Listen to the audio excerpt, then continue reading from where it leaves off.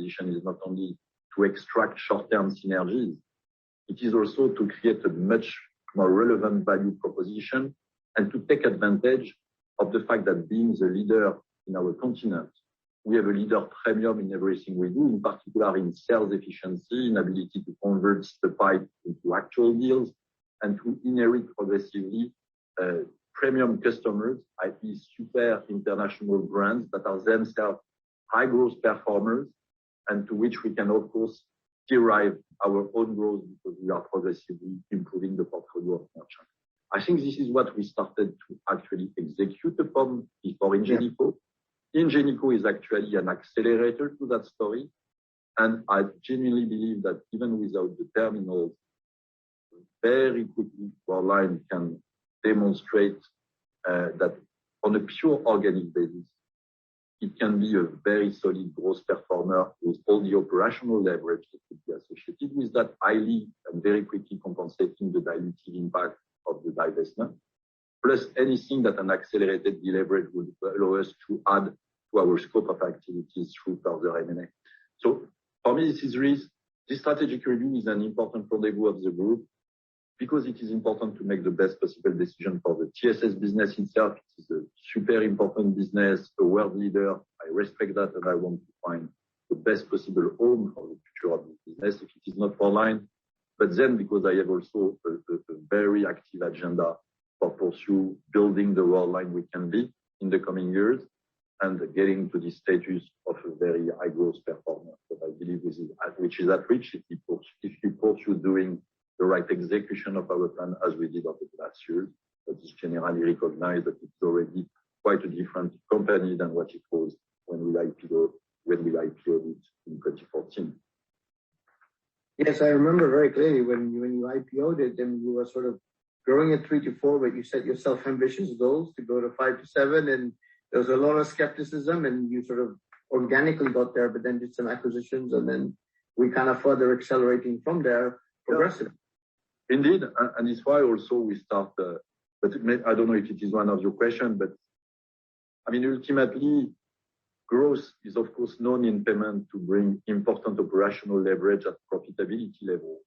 But what people have sometimes missed is that, of course, in such a conference, I will measure what I say, but consolidation has been bringing another impact in the market, is that ultimately, with the European market is starting to look like a little bit the US market, in the sense that a few very large players have emerged that are absolutely creating a healthy competitive market. There is huge competition between Fiserv, First Data, Global Payments, and TCS, and FIS, and Worldpay.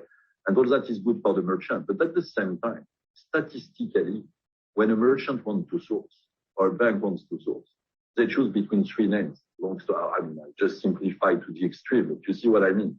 Statistically, you eat more often your organic growth ambition just because you have just a bunch of very solid guys that can serve the merchants well. And this is exactly what is happening in Europe. When we started in 2014, the competition for any cross-border tender would have been between Ingenico, Worldline, and Nets, Six Payment Services, PaySquare from Equens, and so on.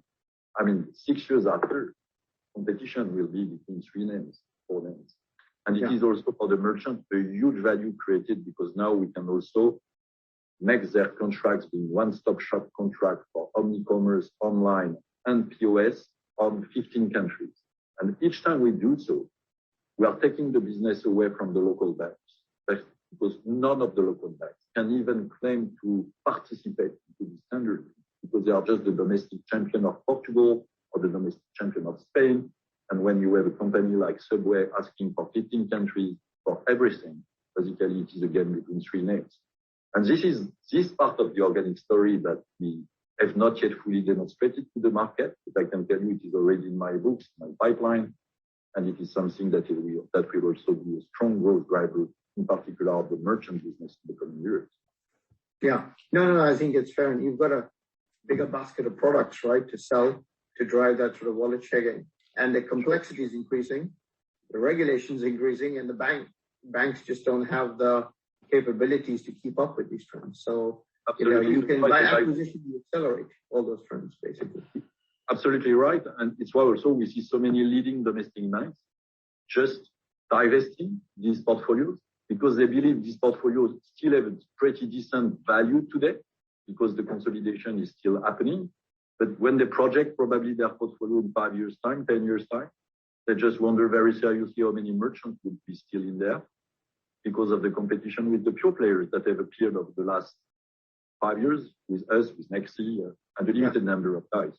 So, and all that is creating, I would tend to believe, a real strategic positive circle in which, because we are more performing in organic growth, we have better products, banks are just questioning themselves deeper in many countries that they should actually sell these businesses. It helps get to the next level of scale and to also embark the bank in a new model in which they distribute our product, which is, I think, good enough for them to keep the relationship and excellent for us as it creates an opportunity not only to have operational leverage, but to crack easily our entry into a new geography with a solid partner with very limited risk of execution.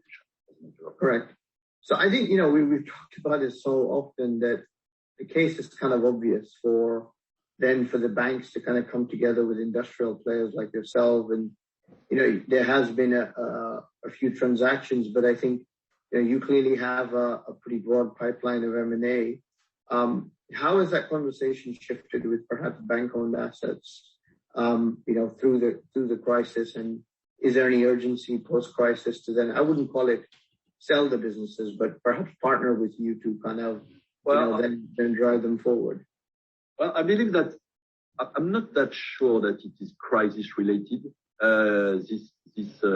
This trend, it was there before, as you know pretty well, Mo, because you are following the industry for so long like me. The crisis has definitely sometimes accelerated a bit. At first, sorry to start by that, last year, during the first 6 months of 2020, the crisis has first frozen everything. Yeah.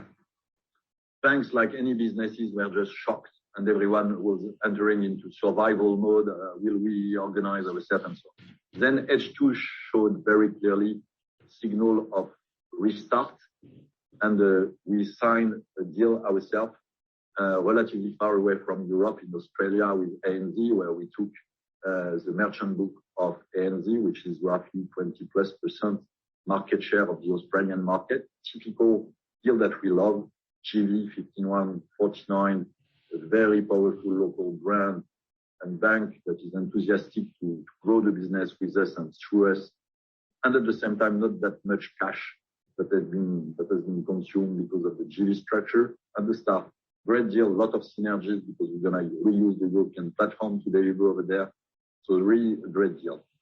And as we speak now, the good news is that there are many banks that are doing the same in Europe again, post-COVID, because they have the bandwidth, they have done their strategic thinking, and they have been engaging very, very steady and serious processes to divest their merchant books in particular. A few things may happen in processing, but really at this moment in time, as we speak, this is really merchant acquiring that is divested by banks. And for certain of them, with a relatively strong feeling of emergency or urgency, because they recognize that the market is changing very fast. And the good news for us is that it is also taking place in the southern part of Europe, which is, as you know, a part of Europe where we are really represented as much as we are very strong in Benelux, in France, in Central Europe at large, in North Europe. I mean, we are very small in Spain, in Portugal, in Greece, in Italy. And good news is that there are a lot of banks over there that are actually thinking in the same direction than the one of ANZ. And also in the north of Europe, in certain geography where banks were, like in France, extremely conservative until a very recent past. And we see the local domestic players in countries like Sweden, which are clearly engaging also the same type of divestment of their merchant books.